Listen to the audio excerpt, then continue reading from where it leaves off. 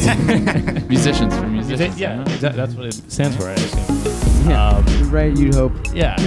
Some good, solid, thick musicians.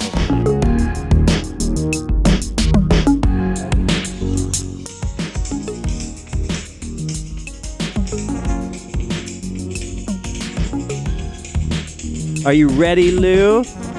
Uh-huh. Andy? Yep. Dave? All right, fellas. Let's go!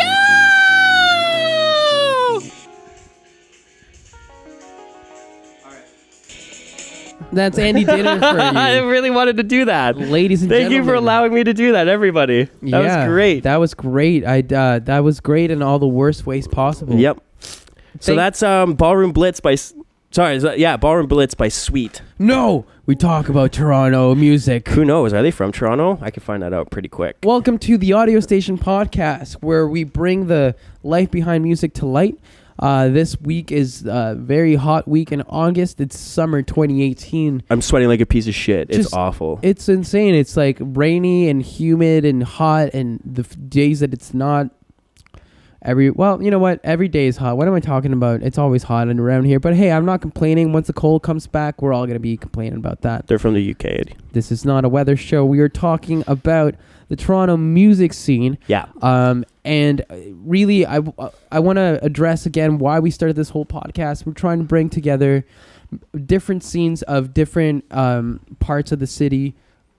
We were also trying to bring awareness to the fact that a lot of these venues are closing. It's also more expensive to go out and see your favorite band. So we're just no shows cost $10 anymore. I'll fucking tell you that. Yeah, no, if you're lucky. Ugh, and awful. We're just trying to bring forward a place where people can find new music, find consistently reliable good streams, discover new things. We have lessons and tutorials on all sorts of things. So yeah, subscribe to the channel and stay tuned for more stuff. But what do we have going this week, Andy? What band have you found this week for our audience? Well, I haven't just found them this week, but I've been listening to them for about a year now or so, roughly. Indie band from Toronto? No, because we have a metal band on the show today. I'm gonna go do. I'm gonna bring up a metal band from Toronto. I like it. They're called Psychotic Pulse. Cool. And are they older? No, they're not older. They're not relatively new-ish either. They're releasing a new album actually, I think next week. It's called Opposed. Cool. And they just released a teaser for that. Psychotic Pulse. That sounds, at first I thought, I'm so glad you didn't say Psychotic Balls. No. I'm like, Andy, this is a serious podcast. We talk about serious music. So a quick little backstory. There's a guy, one of the guitarists of the band, his name is Will Warford. And so this guy, Will Warford, That's a mouthful. Will Warford. He's a newfie, right? But he moved here when he was a kid, and I used to go to grade school and high school with him. And all throughout, he was the fucking best guitarist in the school. Like this guy was all throughout kindergarten. All throughout, since the day I met him, he's been the best guitarist that I've known. He was 4. And then their drummer Alex was actually invited to become a member of Protest the Hero. Oh.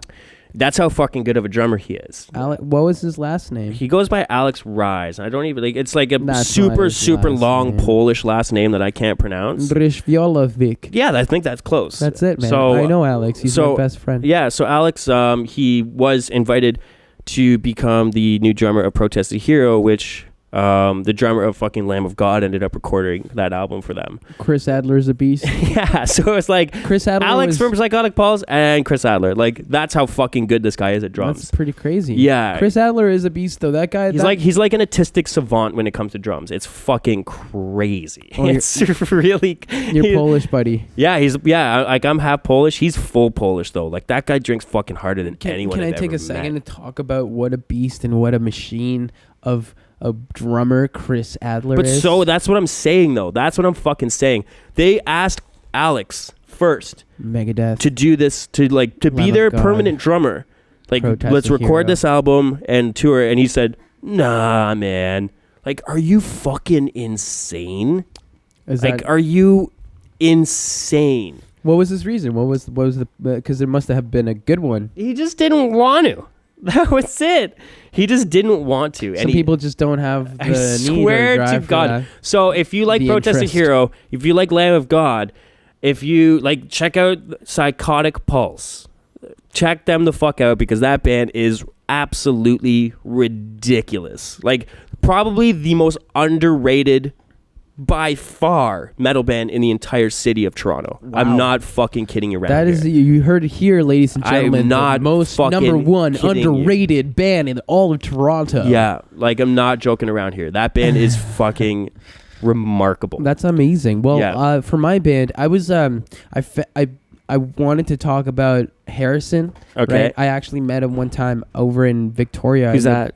See, I wanted to talk about Harrison, but I was inspired by the fact you chose a metal band, Okay. and I wanted to take the same route as you because I'm a Okay. copycat and I'm Well, we got metal. Well, unoriginal. today's a metal show. We've done hardcore, we've done hip hop, we've done indie, we've done open mic shit. Time to do some metal. It's time to do some fucking metal. This is my bread and butter here. This is like what I know most. This is like when I go to sleep, I put on fucking Vulgar Display of Power. Just like that's how I sleep peacefully. Well, I want to give a huge shout out to a good friend of mine, Adrian. Adrian D'Souza. His band called Polarity is a really. I've heard of them. Yeah, they're a wicked Toronto act, a wicked Toronto metal act, I should say. And right now they're in Quebec. They're doing a mini tour. Okay. So they're up and out there doing shows. If you ever hear or see a poster of Polarity, buy a ticket. It's actually super worth it. It's really well put together and really accessible sort of metal. You're not gonna go there to have a bad time or sit through the band to just hear the headliner. They usually do some openings for some decent bands. So yeah, Polarity, check that out. But to keep in the metal vein of the conversation. Yep. Because you're right, we've done hip hop, we've done EDM, we're close to saying that we've done it all at this point. I think we've done like documentary filmmaker. We don't have ska yet. Ugh. We gotta. I'm just gonna burp in the mic. Who gives a fuck about ska? We gotta get some Seriously. soca for you listeners out there in Toronto. If you do like ska, fuck off. Well, I guess. I'm sorry. No. I respect you. Wow, you could have just lied, like a little better. Oh, can I also just quickly give a quick shout out to our technical director, Dave. You know what, man? I'm such a dick because I never shout out to this fucking wonderful man behind I the camera.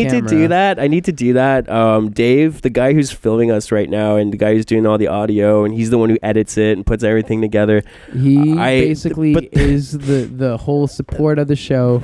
Shout out to David Ruggles for really holding down the fort on this whole thing. But the reason that I'm giving him the shout out is because I am like, it started on last week's podcast where multiple times I had to like lean over and like and cough and like, so this one's pretty bad. Like, it's like I'm still sick. Like I'm worse than ever. Yeah, man, there's some shit going around. Fucking sucks. Hey, stop it. But hold it together, man. But so I just want to be like, thank you, Dave. I'm gonna look in the camera and be like, Dave, thank you, because you're gonna have to be like editing, like muting my mic multiple times while editing this, because I'm just gonna be coughing like an asshole. That's pretty funny. Through the whole thing, and like, thank you, and I love you, and I appreciate the work that you put into this. You put in way more work than I do, so thank you very, very much for that. You're a fucking beauty. Keep up the good work. I want to stay in the vein. I actually wanted to really go through my original showcase for indie music. Harrison actually released an EP. Look at this force power right here. Okay. Another reason we love David. That was another here. David fucking highlight. Another there. David move right Yeah, there. Bud. Yeah, bud. So Harrison, he's actually with Last Gang Records, and like I said, I met him about a year ago over at the Rafflandia in Victoria, BC. This guy destroyed a crazy good set of like vaporwave, synthwave, new disco sort of. He just played a DJ set, like one of the best I've probably ever seen in my life. I was blown away by how smooth and how just groovy all his songs were, song after song. And I'm used to like DJs usually playing hard stuff or like hits or top 40 or whatever, not top 40, but that sort of same sounding sort of stuff. He was doing something very. It was just, it felt refreshing. I can't say that it is original because it falls under a very specific genre, but it is very refreshing and a nice take. Like, unless you're doing a cover, what the fuck does original mean? You know, like genuine and like. It's his. No? Yeah, no, you can't. So it argue is original. That. I'm talking from. I'm just giving you a hard time as well. Weird, I just like fucking nerd with you. perspective. I know you do. That's why this relationship works. Look, I'll give you one of these. I'm not touching your hand because I know you're getting sick too. Hey, listen, and I don't want whatever you have. Yeah, you can't handle what I got. What I got kills people. All right. I got tiger blood. All right. If you were on this shit, you just want to disconnect. I got given one of these. I went to a walking clinic. She's like, "Here you go." Hey man, take care of your health. Ugh, I don't like to, but fuck, I got to right now because I'm feeling dog shit. Coming up, we're gonna be having a really good metal band. Yes, I'm excited. As I said, I'm a huge fucking metalhead, and this is our first metal act, and I'm really, really excited about it. That's not true. What do you mean? What do you mean? What do I mean? Who's Cold Shoulder? Cold Shoulder's hardcore. Okay. See, there you go. That's it's different. That's how you know Andy is a true metalhead. Because I know my differences between genres. Well, because I like to generalize, You're a and sheep. you don't. Great. No, I'm kidding. I really like you. You're not a sheep. I'm just trying to. Would you say that Dream Theater's a hardcore band, or would you call them a metal band? You're wearing a Dream Theater fucking t-shirt right now. Yeah. Are you? Is that a question? Jesus Christ. What? You got a question? This fucking guy. Oh God, I gotta stop drinking. Fuck. Yeah. Dave. Another shout out to Dave, our technical director. He made me a mojito. Dave is also a bartender. God damn, That was just jack of all trades. Woo-hoo. Ladies, watch out. Yeah. But and he's good looking too. He's got long flowing locks. Hey, bought $400 jeans the other day. He's got really long golden hair, and his skin is just fucking flawless. Yeah, man. He's a god of a man. Like I can't talk highly like about this guy enough.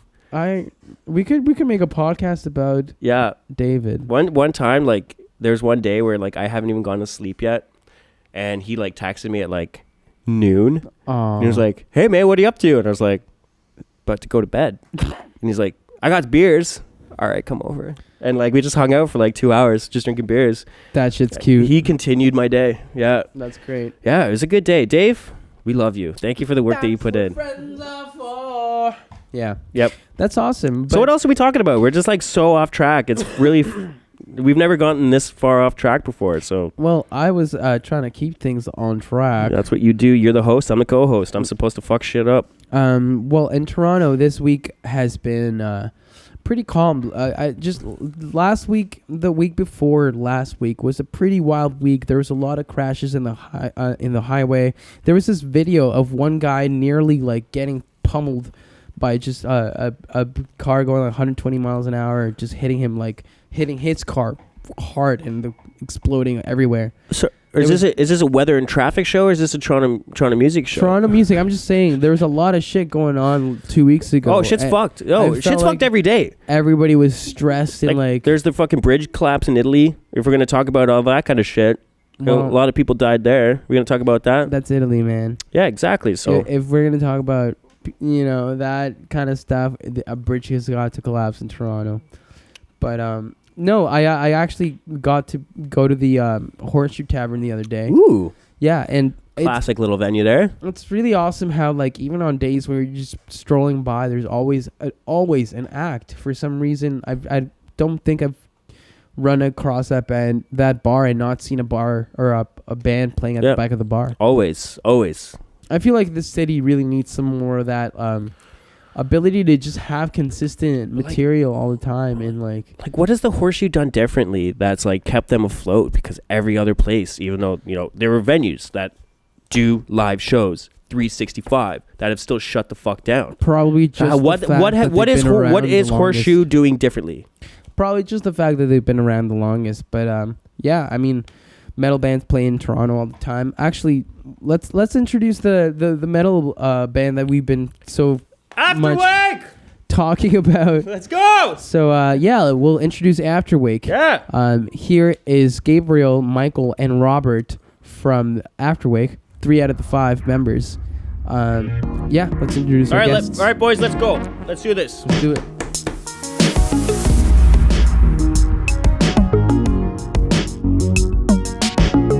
Cool. Well, thanks for joining us, guys. Hello. Hey. We ran into a few technical difficulties there, but it's hot outside. Thanks for making it all the way down here. Let's not call them technical difficulties because I don't want to throw our technical director under the bus. Lou, I think you need to take some responsibility for this one. Sure. I've been having to do a lot of stuff. You're today, a goof. and I was a little late. Blame me. You haven't paid your phone bill and it turned off. It happens, man. It happens. What happened is I was with Kudo and they started charging me like $80 a month for no random reason after charging like $55 for a while. Don't they have like a new no shock data thing that they call like on all their plans? But it like, wasn't no shock data. It was like some. I don't want to get into the whole. Yeah, because we have guests, so we need to ask them questions. Yeah, so let's fucking do that instead. Plus, he was clearly shocked by the increase. Yeah, he was shocked. Yeah, no shock. That's false advertising right there. This is your ticket out, buddy. Take him to court. Music in Toronto. Yeah, this is it. That's why we're here, right? Yes. Hello. Yeah, here we have 3 really talented musicians, and like they'll tell you themselves they've been in the industry for as long as I've even known how to play music. Why don't you guys tell us a little bit, starting with you, Gabe, because you are the front man of the band. Yeah, we're a band called Afterwake. We're a progressive rock, progressive metal, whatever you want to call it, band based out of Toronto. We've only been a band together for a couple of years now. Working on our 3rd EP started yesterday, actually. Right, and you've released 1 EP and a full album so far, right? No, 2 EPs. 2 EPs. EPs. Okay, I see. Okay. Yeah. So we still haven't hit that full release yet. But the rest of us, either separately we've all been playing. I mean, I've been playing in bands since I think 15 years now. How many bands do you think you've been in since like the teenage years? How many have I been in? I'm not actually sure. Wait, how old are you? I'm 29. Oh fuck! Straight to the point, I'm still older than him. I'm 31. I'm 31. Yeah, no, I've been. I would never be able to tell. Yeah, I've been doing it since early high school, but so have these guys. So, so yeah, the band we're in right now is Afterwake. I'll think about how I'll try and figure out while they talk how many bands. Figure it out, and I'll try to do the same thing. I'll just be like off to the corner, ignoring you guys, being like, I remember that one. That is the question of the day. How many bands have you been in? You ask a musician that, and if they really don't know, they're probably good. Yeah. Are we including bands that like we were talking about but never ever jammed or wrote a song? That's most bands. That's most bands. Yeah. We should totally jam. Yeah. We're starting a band right now, guys. Fuck. We have the talent right here at this table. How about you, Robert? How long have you been playing music for? Let me think. I started playing piano when I was a kid, so I don't know, more than 20 years. Wow. Yeah. How old were you? I don't really remember when I started playing piano. I was forced, typical Asian stuff. Forced to play piano, hated it, quit. Man, it's really good to get into your muscle memory before you can even know why it's worth. Honestly, I wish my parents just fucking slapped me and were like, just shut up, just keep learning piano, because it would be great to still to have that skill still. Yeah, I still have a little bit of it, but not to where I would want to. So you're not ripping Chopin on the rides. I don't play it regularly anymore, but right. I'll fool around and stuff, and then. Well, you play bass in the band, so tell us about more than just music. What made you choose the bass as a main instrument? Okay, well, this is my actual strategy, no lie. So it was a strategy because I was sick and tired of joining shitty bands, a lot of shitty auditions, or joining bands and then just nothing comes out of it. Yeah, and I couldn't find a lot of really been there. Good musicians, a very skilled group of musicians, and I never found that I was either a very good rhythm guitarist or a very good lead guitarist. Okay. Even though like I grew up playing guitar for like years and years and years. Rob's sick at guitar. Don't let him fool you. But like I couldn't He's find the best like guitar player in the band. Yeah, he actually is. He's better than all of us. Put him on bass then. Exactly. I know what you mean though. Sometimes you need to take that role of filling in the weak spots. Sometimes the bassist just kind of dully just hits the notes and says, "I'm in the band." I get that. Yeah, well, I mean, like, to a certain point, it was just like, okay, let me see if I can find, like, a band that's pretty sick that I can join just the bass part of. Because, like, sometimes I would find bands that already have a sick rhythm guitar player, but I don't think I'm sick of enough of a lead guitar player. Or there's a sick lead guitar player, but I don't think I'm sick enough of a rhythm guitar player. Sure, yeah. So you then feel it was more comfortable with like the bass and filling in that part. Yeah, and I then totally recognize. and then actually that, like yeah. when I was like scouring Kijiji for like a long time and For Craigslist. bands and like people you can jam with. Yeah. Misconnections. And then I found an old band of ours, like with Mike over here. Clear Skies, Clear right? Skies, yeah. That's that's actually how I came to know you guys initially. Mm-hmm. I've actually talked about the fact that this show is shot live at a rehearsal factory, and one of the benefits is that we live with really good roommates that are just talented and resourced, and like one of them happens to be the drummer of the old band Clear Skies, Russell West. And he Shout out to introduced Russ. me. Yeah, shout out to Russ. Really, really insane musician and drummer, like in the best ways. Hi, Russ.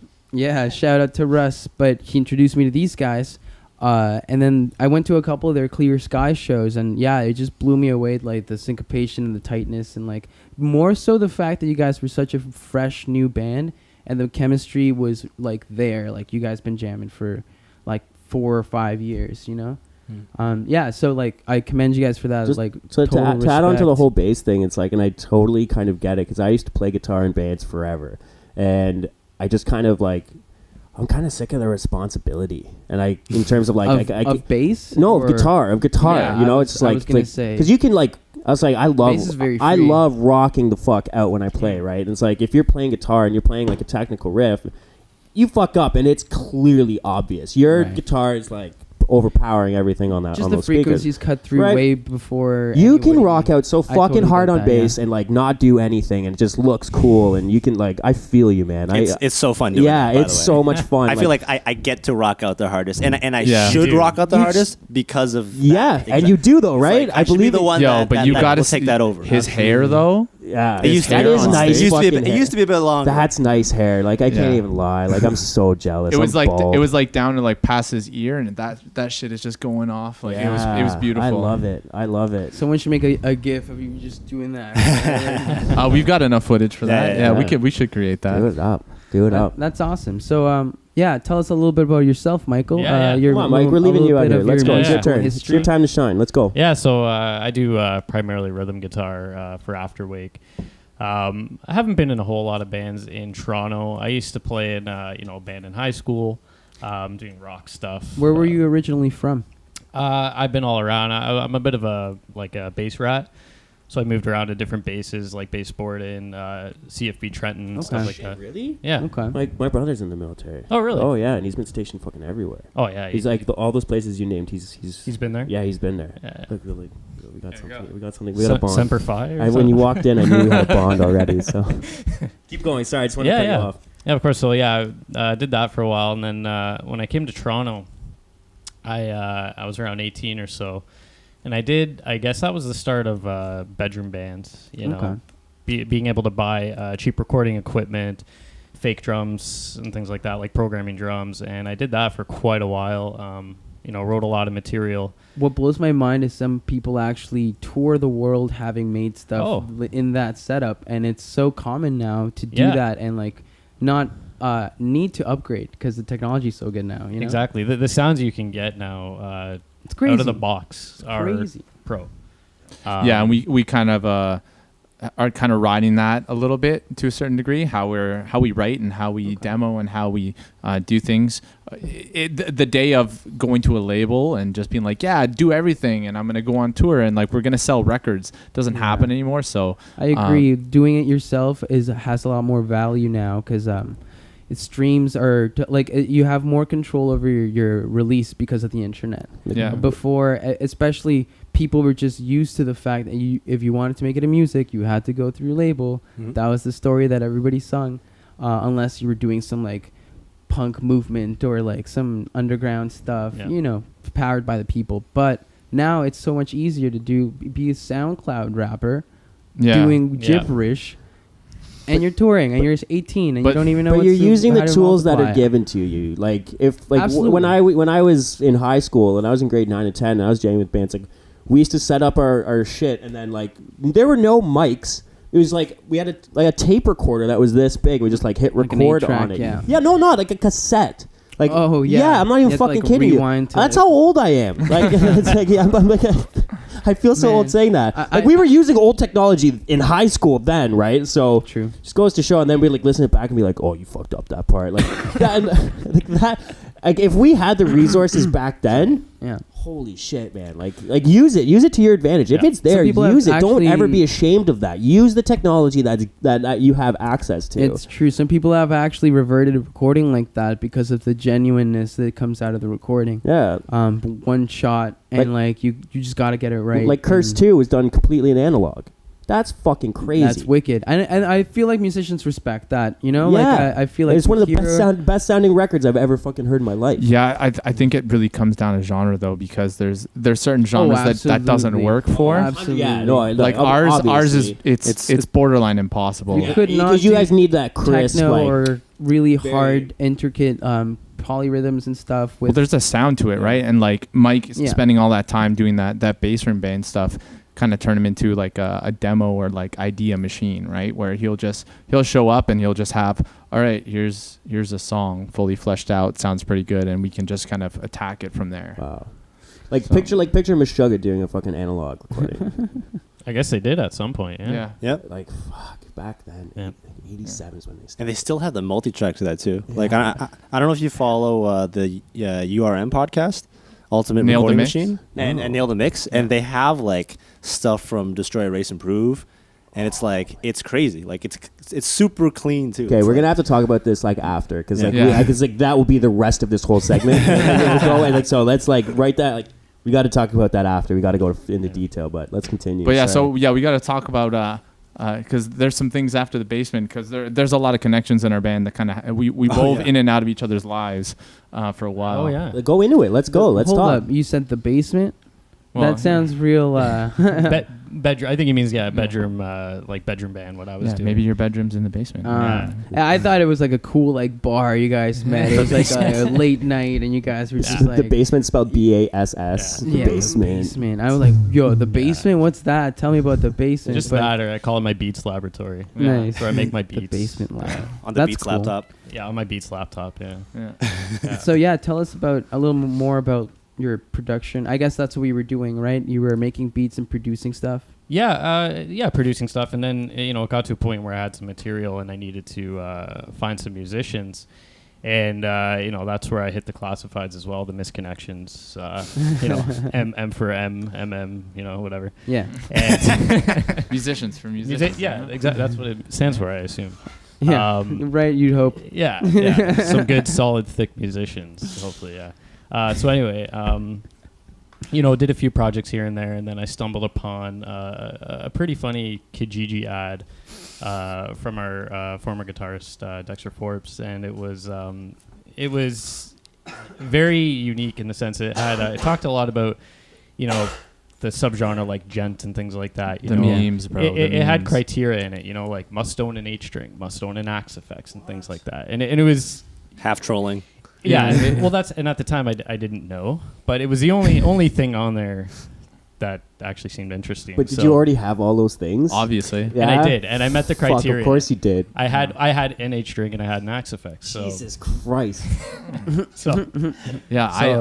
I came in later. I already had an Axe Effects. It's like metalheads are born with Axe Effects now. Well, it's standard. You gotta if you don't. Do you like Periphery? I have the first one. It's the analog Axe Effects. I don't even know if it's digital. It might have tubes in the back of it. It's pretty old at this point. Vintage. So you and Dexter linked up, and then I guess that was the beginning of Clear Skies. It was the beginning of Clear Skies, and it was with Russell West on the drums. That's awesome. I want to talk a little bit more about Clear Skies, but why don't we just take a little break and showcase some actual live performance? Gonna show some videos and and come back. That's right. Here's Afterwake live.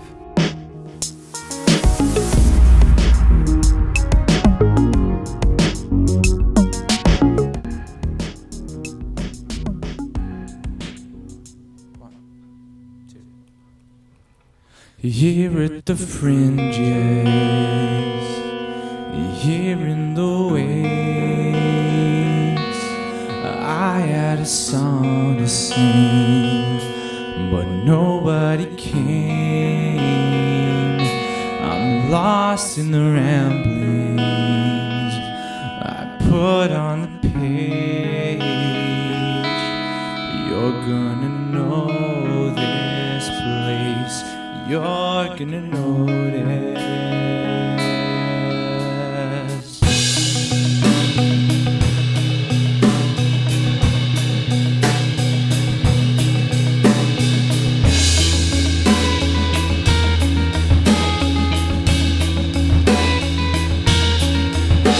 I wanted to make you proud,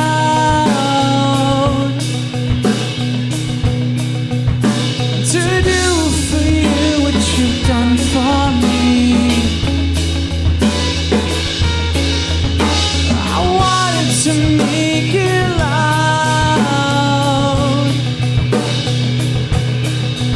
so you couldn't help but turn and see.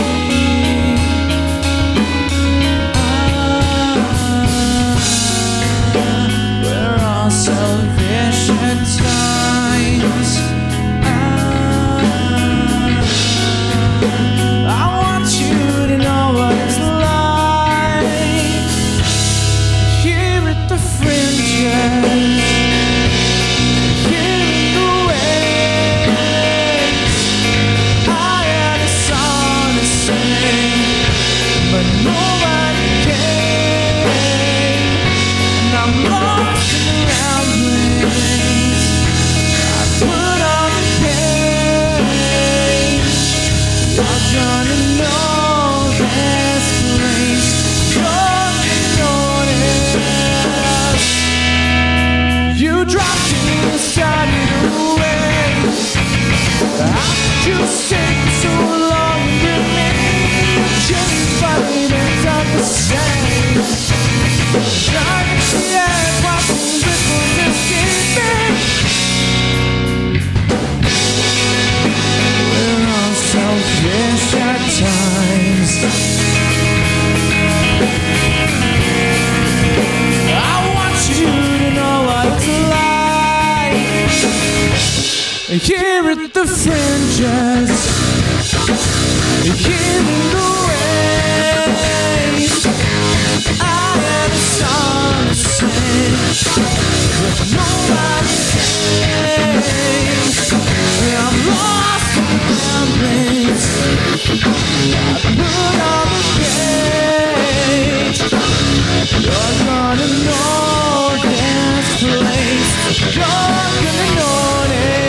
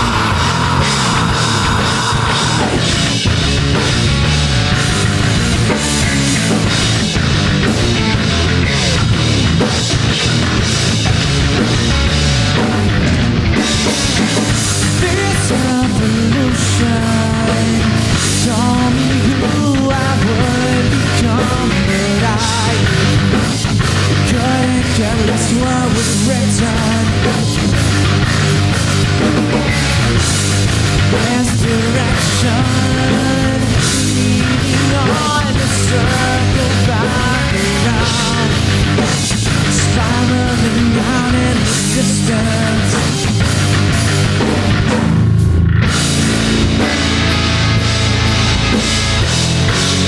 This is all I wanted.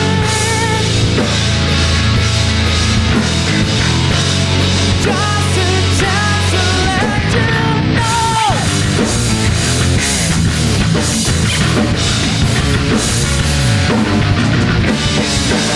See your temperament from us. Never asking more than what you'd already lost. Go!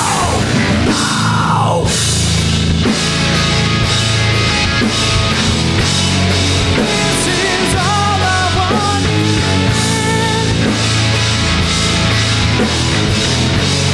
Just a chance to let you know.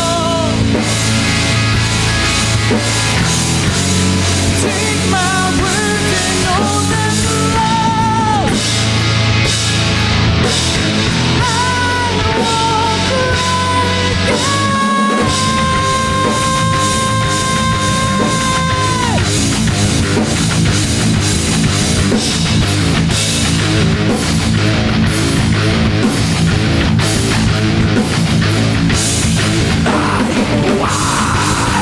Separate from the indifference.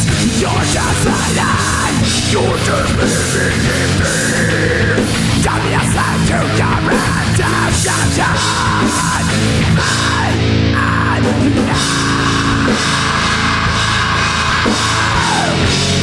This is all I wanted.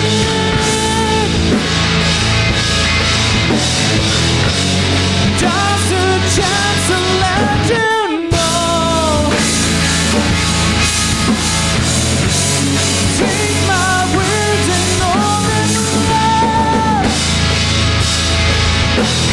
I won't cry again.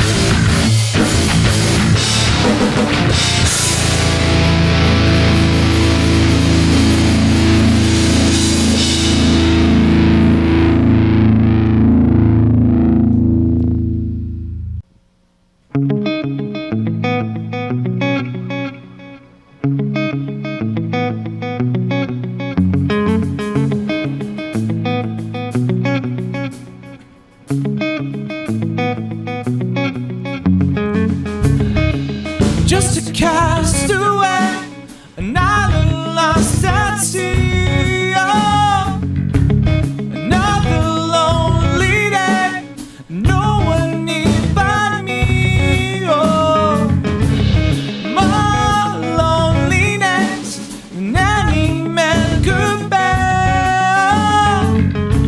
Rescue me before I fall into despair.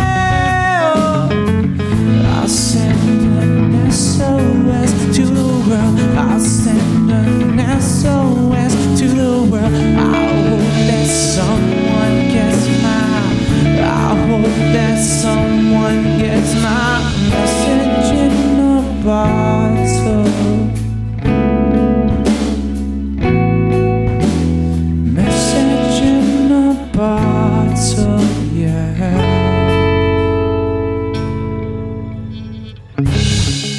A year has passed since I wrote my note.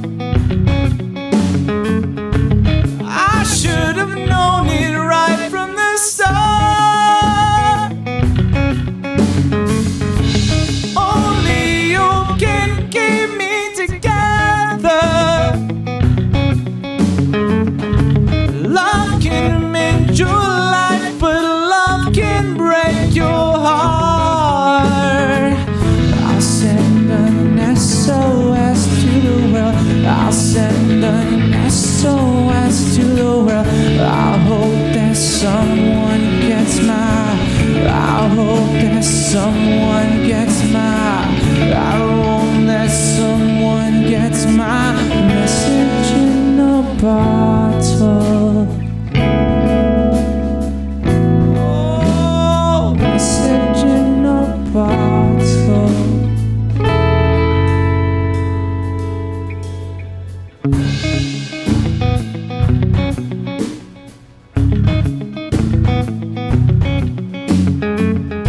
Woke up this morning, don't believe what I saw. 100 million bottles washed up on the shore. Seems I've never known it being alone. 100 million castaways looking for a home. I'll send an SOS to the world.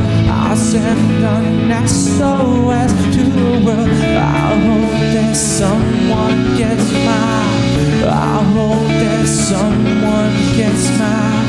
I hope that someone gets my message in a bottle. Message in a bottle. Oh, message in a bottle. Message in a bottle, yeah.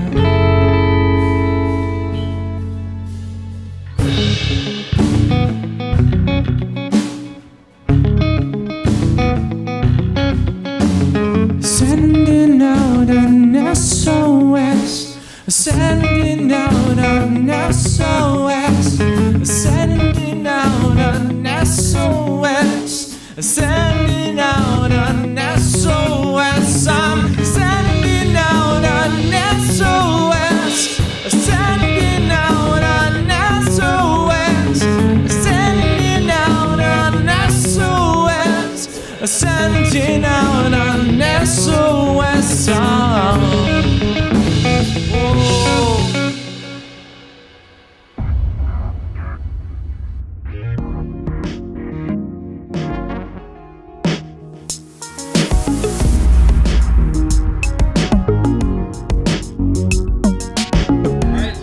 Lou, we gotta talk. You said you wanted to talk about their old band, and I don't want to fucking do that at all. Well, you see, here's the reason why I wanted to talk about the old band. No. Let me talk We're talking about now because no one. That's how the rest of the band met, right?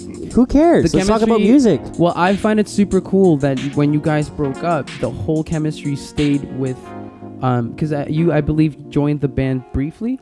So basically, what happened was I started a band. I started Afterwake with a guy named Steve Kerr. He's our producer. He's kind of our fifth member right now. And so we wrote the first EP, just the two of us, with some help from my the bass player in my old band, Missing in Venice, Luke Young. And we had actually we'd been looking at maybe starting to play live, putting together a full band, but Steve was more interested in doing producing, mixing, engineering, and like that's his career path. He's amazing at it. Okay. And so he didn't really want to do the live band thing. So I kind of shelved that for a bit. And these guys reached out to me because Mike and I had actually met, I want to say 6-7 years ago. Yeah, we have the same guitar. Oh, okay. So we have by pure coincidence, or did you buy it for the same place? No, there's this guy Brian Bose, Bose Guitars. Shout out to Brian. Shout out to Brian. So he made 2 custom guitars using the same pieces of wood, like the wood from the same tree. We have like sister guitars. That's actually fucking pretty cool. That's pretty cool. So we met at Brian's place, and we just kind of we talked a bit. It was like, oh yeah, like what are you into? Like, oh yeah, I'm like doing this. But back then I was doing Missing in Venice. I think he was working. You were working with what, Paul and some guys. Yeah, Paul Walsh and Henry Weinberg. Yeah. Yeah, and so we kind of did our separate things. But he had kept tabs on me, and I didn't know this. So he watched him closely. Yeah, he lurked me for a while, and so. When they started Clear Skies, and they're like they wanted a singer because they were an instrumental band. Right, I remember. I thought that was a pretty interesting move.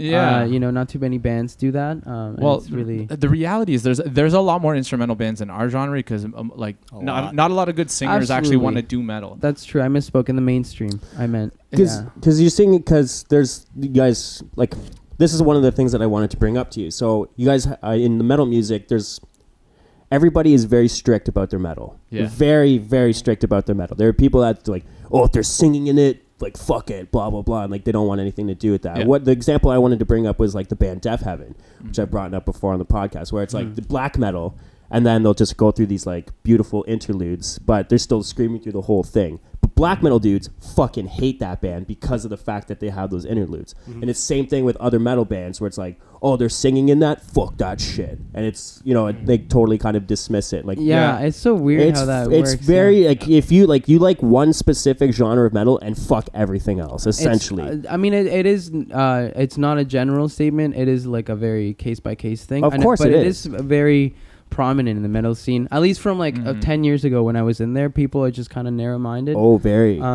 But sometimes that makes for like a really specific taste. So how do you feel like that's affected your band? So I think that comes from anytime you have a niche, right? Where it's not mainstream, people get really attached. They become like cult followers, right? So when they that's a nice. The worst door of all time. Thank you. Yeah. Thank you so much. Just ruining. When people are into it so much, what happens is they get very protective of it, and so anything that kind of deviates from that, they'll be aggressive about it.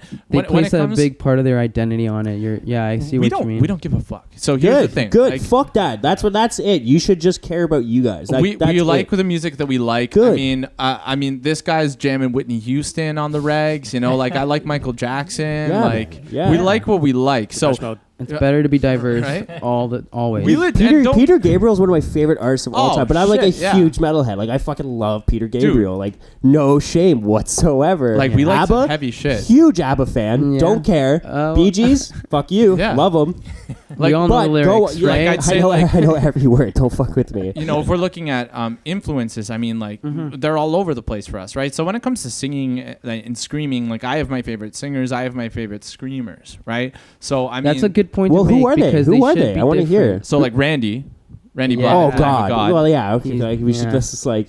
Okay, other than him, right? It's like he's the greatest. So him, I love Devin Townsend's his tonal scream. True. Like how much he can put note into it while being so dirty. Yeah, man. He's so good. Yeah, very Spencer precise. Tatello from Periphery, Chris Barretto from Monuments. Like there's a ton on that side. And then favorite singers. Like, I mean, there's the obvious ones. Like, I mean, for me, I'd say Brandon Boyd from Incubus. Yeah. He has a whole vibe to him. When you're listening to Incubus, immediately. Voice, Like obviously Freddie Mercury, like that side of things. But then in our genre, we're looking at guys like Dan Tompkins, right, from Tesseract, who is I was gonna say Tesseract is the other band that I immediately thought of when I heard you guys.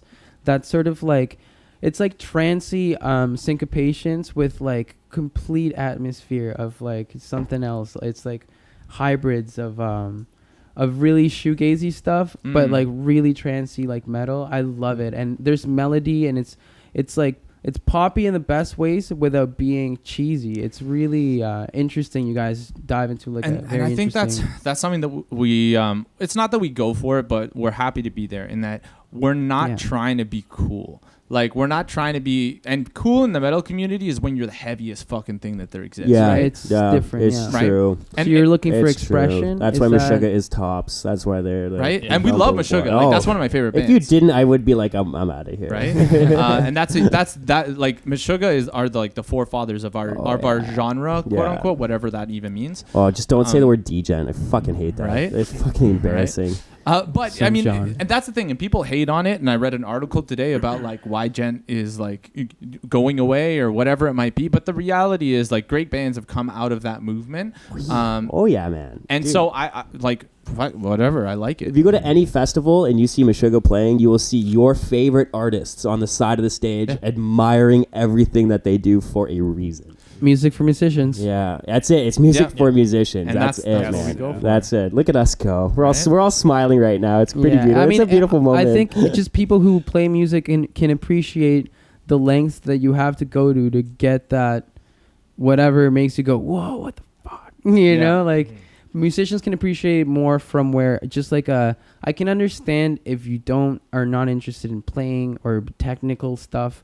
It just doesn't click any parts of your brain that makes you go like, yeah, I get that. But that's the real secret, and that's what we go for, is making, like, writing the stuff that's technical that the people that understand it can recognize, but making it so that an average person could still enjoy it. Just sounds good, like like regardless of what it just so sounds good. Important too. That's so fucking important as well, because there's so many things where it's like you'll put on the song, like we keep bringing them up because they are obviously the pinnacle up, but you put on a song like Bleed from a Sugar, and it's like most people, they're like, it just sounds like fucking noise. Yeah. And then you're sitting there like, do you know what his feet and hands are doing and what those guitar players like fucking right hand is doing right now? It's like, and like they don't get it. But like the fact that you bring that up to a point where it's like your average non-musician or, you know, just like casual listener will be able to gravitate towards that, and they're like not understand, recognize, or just like, you know, feel it. Like if you're not writing at least parts of songs, if not a whole song, where somebody can either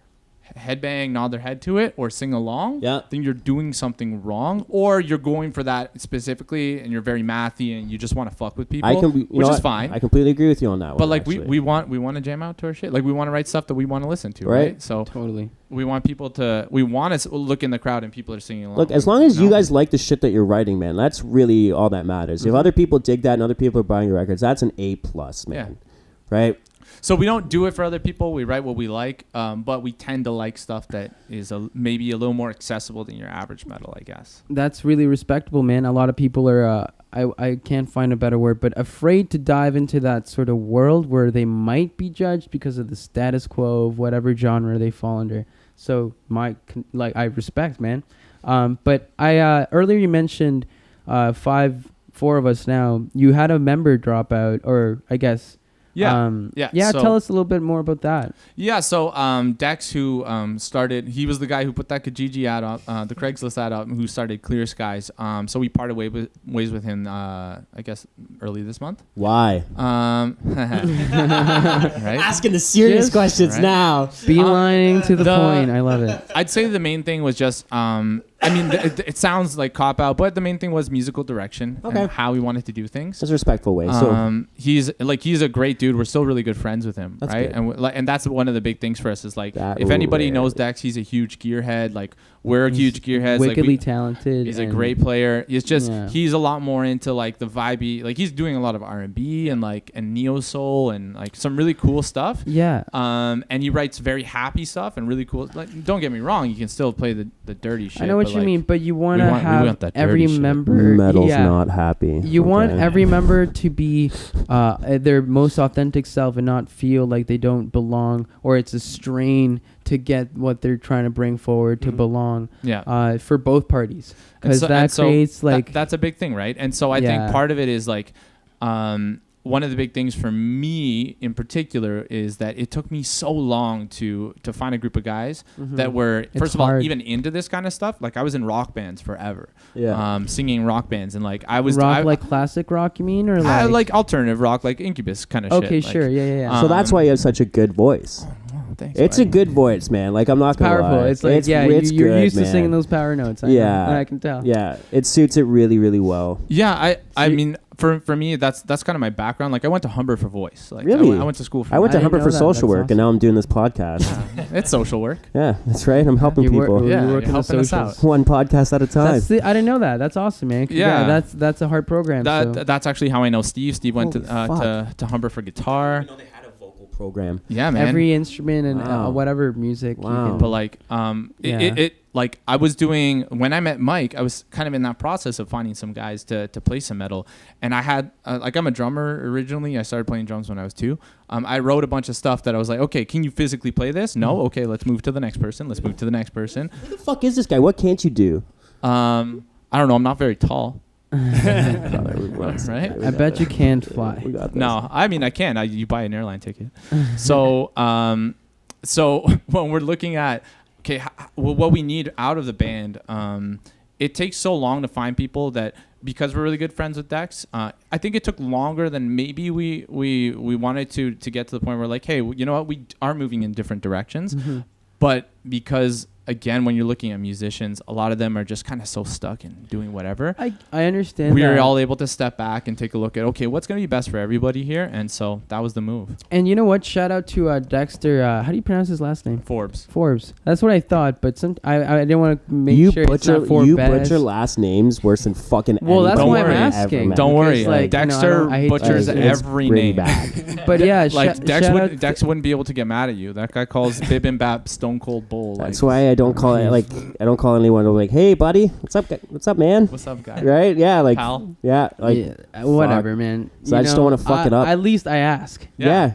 So I don't. You have the balls to do that. I do not. Dex just joined Bastilla, which is like one of the local prog metal acts. They're really sick. Well, I was gonna say I actually spoke to him last week, and interesting enough, he had nothing but respect and like a praise for you guys, and he put forward the whole that sounded so menacing. Like, wait, did it? I didn't mean for it to. As you should, like a knife. Yeah. Motherfucker. Like, wow, you just really got personal with these guys. I did not. I was like saying, it's show some respect. They're good. They're good dudes. They make good music, good man. Vibes, you know? Yeah. See, I'm trying to be positive here. He's a great guy, and he said actually basically exactly what you said in the same vein of different musical direction. He was also feeling like, I guess, he stretched himself thin in the trying to do too many things. Yeah. And then you guys were leaving and relieving him of like having to make that commitment. Is just you guys are now able to like find something more on your vein, and same with him. Mm-hmm. And I can see it like in both parties like totally work. Yeah, let's do one real quick. All right. Let's do this. I'm just going to pick one because it takes too much time. Cool. This is a quick fire session of Songversations. Songversations, which is, Lou, quickly fill me in what Songversations is. So Songversations is a game we play at the end of the podcast. It's a bunch of cards with questions related to music. Basically, like, what was the first metal show you went to? What was the first song you had a date on? Or something like weird or like...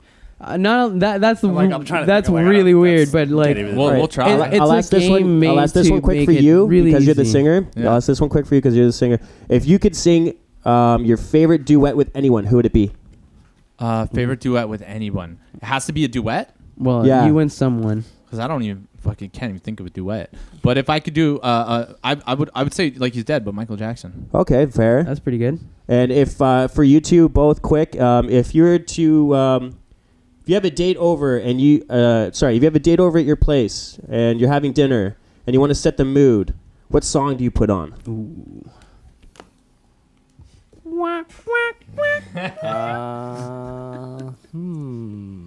I guess for me, some of the Cloud Kicker stuff that he has online is very like a gentle acoustic music, and he's got about 10 albums worth, so I'd probably just put that on loop. Okay. Like what kind of mood though?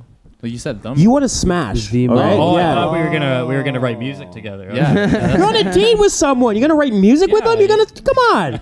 Priorities. Now you go. I was gonna try to class it up and put some Hiromi Uehara. Ooh. Oh, okay. Yeah. I was just gonna go with "Wouldn't It Be Nice" by the Beach Boys, but fuck. That's fun. Thanks for coming in, guys, and thanks for answering those questions. I would put on B44. Yeah. Ooh. If you get down on me, I'll get down on... And that's the podcast for today, everybody. That's right. This is the audio station. We're bringing the music, the life behind music to light. My name's Luis Vasquez. I'm Andy Dinner. And we'll see you again next week with another band. This is Afterwake. Check out their stuff on Instagram, Bandcamp, pretty much any social media. They just released a new video. Check that stuff out. It's crazy. I wish we had more time, but that's the podcast. I wish. We'll do it again. Yes, we will. We'll have you back on. Thank you guys very, very much. Thank you. Thanks a lot. Bye-bye.